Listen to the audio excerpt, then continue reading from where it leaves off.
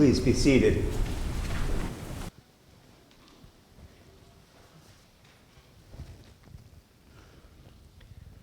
So when I was a kid, Christmas was by far the best day of the year.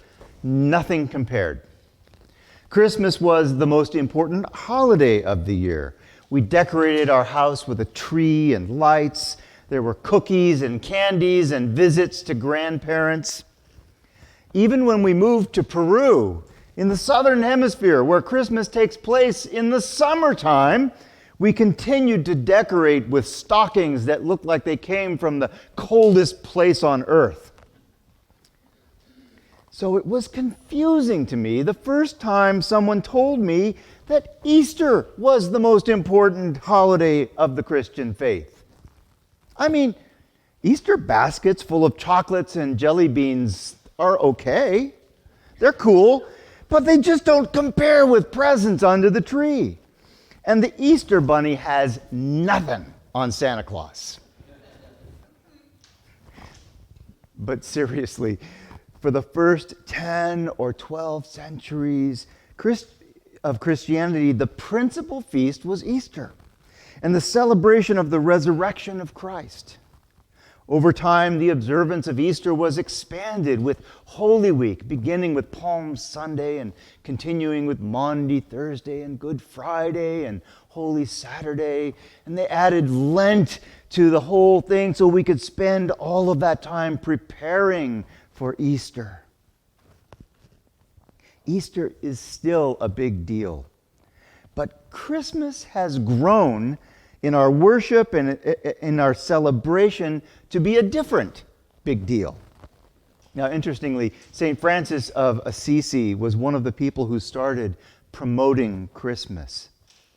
Good Friday and Easter remind us of all that God has done to save us from sin and a life consumed by lusts and passions and the hungers of the world. But Francis asked, and how did God do that? How did God change history? God became human. God was born to a brave, bold woman named Mary in the person of Jesus.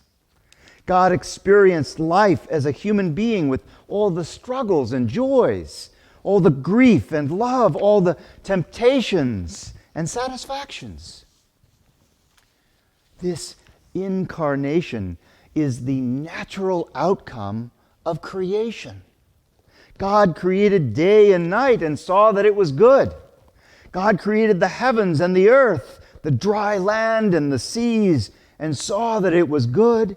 God created the plants and animals and saw that it was good. God created humankind, male and female, and saw that it was good. That's how the story starts.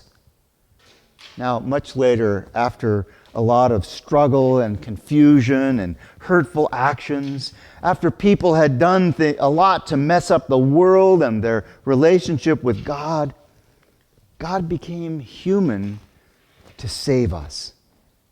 So at Christmas, we celebrate that event, the birth of Christ.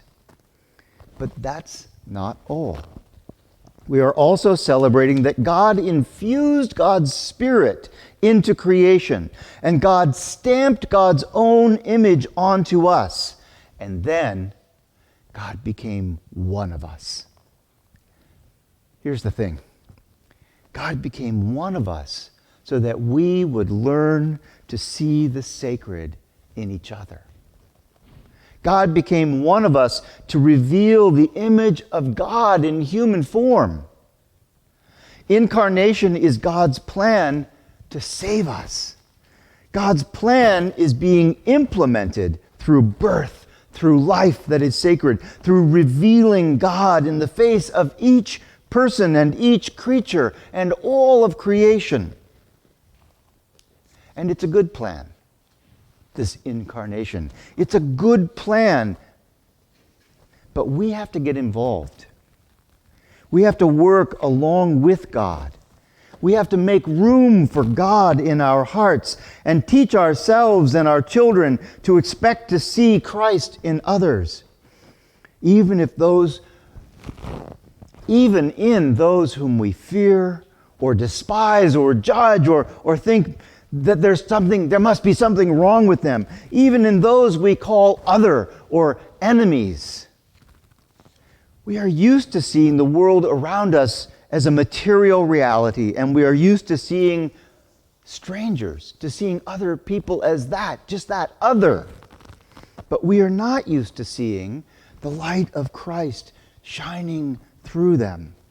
If we don't work at this opening of our hearts and retraining of our eyes, God shows up only to find that there is no room at the inn.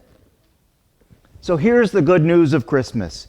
When God was born in human form, God blessed all of creation. God showed us how to see the incarnate Spirit, the Holy Spirit, the life-giving love of God in all of creation, starting with one another. God said yes to Jesus. God said yes to the whole of creation, to the whole physical universe, and to physicality itself. God is coming into the world through all creation. And in a very special way, God is coming into the world through you and me. Your body, your life as a human being, your physical desires and pleasures and struggles, all of this is blessed by God's Spirit. Just as God created the heavens and the earth and the plants and the animals and saw that they were good, God created humanity and saw that we too were good. And when God became one of us so that we could see the goodness in one another, this is the process of incarnation. This is the process by which God is blessing all of creation. This is the process of revealing the image of God in you and in me. When we look at Jesus, we see God. And Jesus teaches us to see God in one another as well. So when we say Merry Christmas to one another, we are also saying, I see you. I see the sacred in you. I see the image of God in you. I see the Christ in you. I see God's love in you. So, Merry Christmas.